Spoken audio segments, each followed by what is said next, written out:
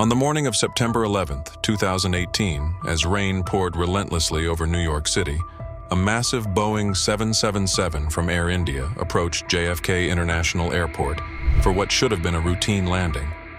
But something was wrong, terribly wrong. The pilots weren't just battling the storm outside, they were flying blind, with multiple critical instruments failing one by one. What began as a transcontinental journey from Delhi to New York turned into a race against time, fuel, and fate. And now, years later, scientists and aviation experts believe they finally understand what happened that day. And it's not what we were led to believe. In fact, what really went wrong up there might challenge the very systems we trust to keep us safe in the sky. Let's go back to the beginning and uncover the terrifying mystery of Air India Flight 101.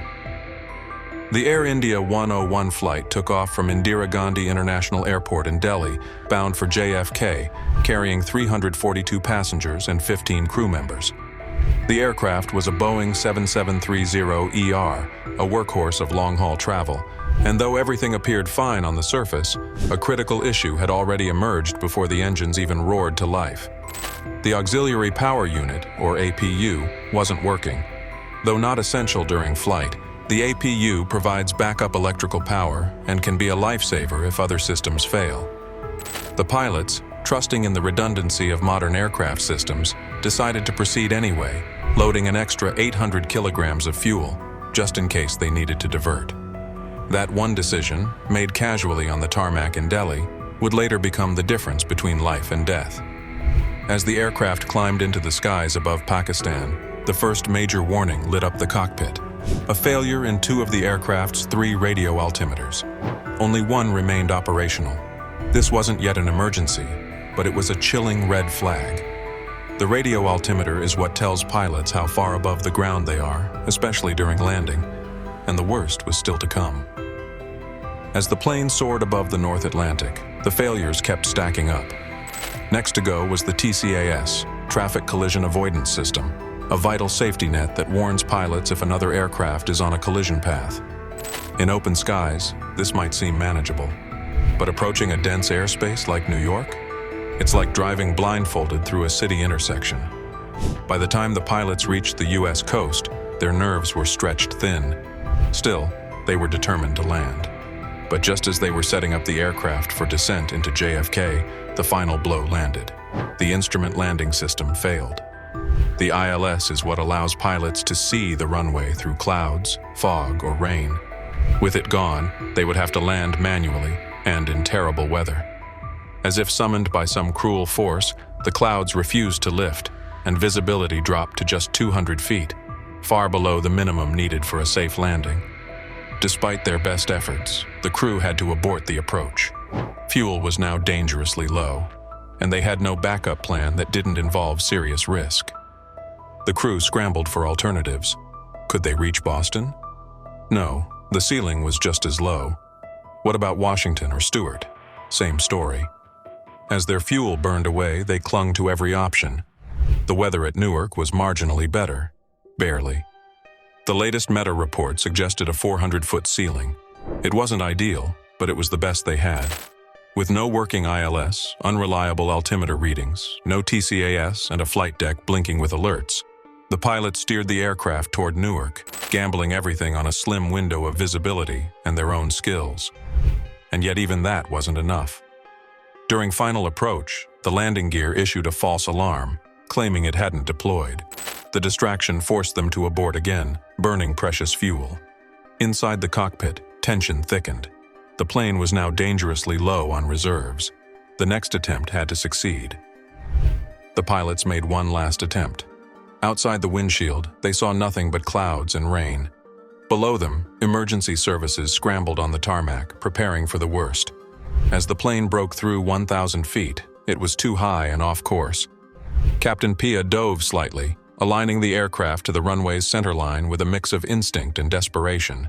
Finally, at just 400 feet, the clouds parted enough to reveal the runway below. With barely any margin for error, the aircraft touched down, wheels meeting asphalt in what felt like a miracle. 10 minutes later, a thunderstorm rolled in. If they had missed that window, the outcome would have been very different. But this wasn't just a tale of human resilience. It was a warning. Because to this day, Air India has not released a full investigation report. Experts now suspect that the aircraft's central computer, the brain behind its most critical systems, may have suffered a systemic malfunction, one that quietly caused multiple unrelated failures. A flaw so deep, so invisible, that it could exist undetected in countless other planes still flying today. After the landing, technicians swarmed the aircraft, expecting to find burnt wires or blown fuses, something tangible. But what they found instead was far more chilling. A perfectly intact aircraft with multiple subsystems that had failed independently, without any physical damage or traceable cause. Each failure seemed unrelated on the surface. Yet when engineers ran diagnostics, they noticed a recurring anomaly, a miscommunication between the aircraft's sensor network and its central processor. One expert described it like this: imagine the aircraft was receiving data from every nerve ending in its body, but the brain couldn't read it. Multiple sensor streams, altitude, gear position, weather data, were being registered, but not interpreted. It wasn't a hardware problem, it was software, a digital short circuit in logic. Something in the flight computer had quietly corrupted in mid-air, and instead of shutting down entirely, it simply started discarding data, believing it was invalid. And that decision, made in milliseconds by code buried deep within a black box, almost cost 357 lives. Here's where things take a darker turn. A month after the incident, without fanfare, Boeing issued a service bulletin to operators of the 777-300ER. It included vague language about a recommended firmware refresh for core flight management modules. The document was buried in a bundle of routine updates and made no direct mention of Air India Flight 101. But aviation forums lit up. Several pilots began whispering about ghost failures and mid-flight reboots they'd seen since 2017. None had escalated as severely as AI 101, but they all bore a similar fingerprint. One FAA engineer, who spoke anonymously, admitted there had been 3 other near-miss incidents globally involving the same aircraft model and similar software build. But none had resulted in a crash, and none had triggered an official recall. Why? Because acknowledging the issue would mean grounding hundreds of aircraft and admitting that a software bug, one line of code, nearly caused a major aviation disaster. The silence wasn't just bureaucratic. It was strategic, a risk calculation. And in that calculation, truth lost. When the black box from Air India 101 was reviewed, investigators found another anomaly. Several segments of the FDR, flight data recorder, showed blank entries, as if the aircraft itself had stopped recording during critical moments. This wasn't normal. Flight recorders are designed with redundancy. Even power loss should be logged. But in this case, certain seconds simply vanished. What's more troubling is that these missing blocks aligned exactly with the period when multiple systems failed simultaneously. Data from the descent, from final approach, from the gear warning, all absent. When questioned, officials cited file corruption. But to engineers with decades of experience, the timing felt too perfect. A growing number believed that the software malfunction not only disrupted systems in flight, but also interfered with the aircraft's own ability to document what was happening. In essence, the plane was blind and deaf during its own crisis. And whatever caused that silence, we still don't know if it's truly been fixed. And yet, despite the cascade of technological collapse, there's one element of this story that remains unshakable: the pilots. Captain Pia and First Officer Abhay made decisions that went far beyond their standard checklists. With unreliable altimeters, a disabled ILS, no TCAS, and multiple ghost alerts, they relied on nothing more than raw skill, gut instinct, and the memory of countless hours in simulators. In many ways, this flight became a case study in what pilots call flying raw. And it reopened a fierce debate in the aviation community. Are we training pilots to trust systems too much? Should we rely more on automation or on the humans behind the yoke? Some experts argue that AI 101 proved something vital, that despite our best algorithms and sophisticated avionics, human judgment is still our last line of defense. Without Captain Pia's calm under pressure, or Abhay's split-second call to divert, this story would have ended very differently. But the fact that we even came that close, that should scare all of us. Air India Flight 101 didn't fall from the sky. It didn't explode.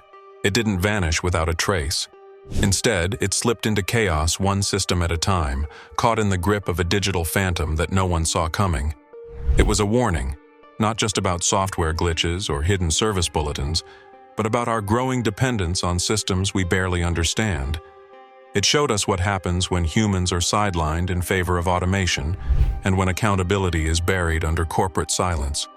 This was not just an aviation incident. It was a glimpse into a future where one corrupted file, one unnoticed line of code, can decide the fate of hundreds of lives. A world where planes fly themselves and forget how to land. And yet the public was never told the full story. Until now. Because behind every near miss is a deeper truth. And this time, that truth was nearly lost at 30,000 feet. If this video shocked you, if it made you question how deep the rabbit hole goes, then smash that like button and share it with someone who still believes all aviation failures are just pilot error. Comment below. Do you trust automation in the skies? Or should pilots always have the final say? And if you're hungry for more hidden truths the media won't touch, hit that subscribe button. Because here, we ask the questions that really matter, and we never look away.